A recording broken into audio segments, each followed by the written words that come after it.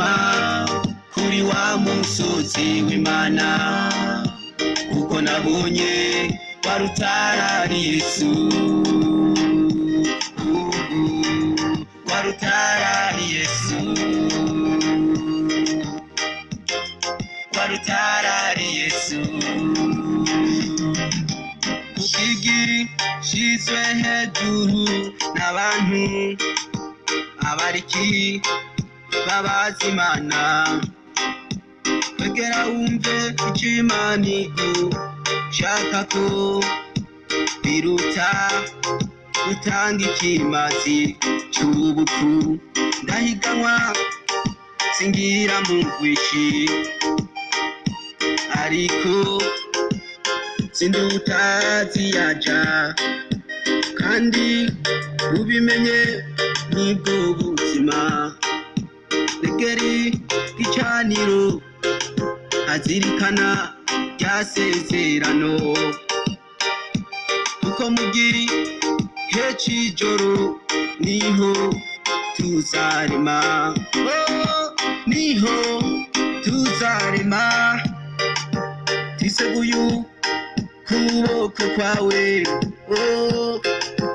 aho turota iby'ijuru.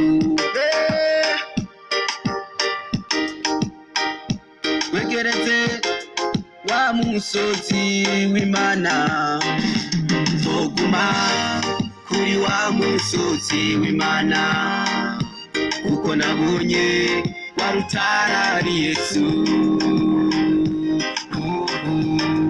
Wa rutare ari Yesu. Wa rutare ari Yesu. Yakobo we ndakwibutse mugahaga riku mutima. Ndakugize ubwoko bwanje muri wewe nihamahanga azokirizwa. Amabendera yawe aguma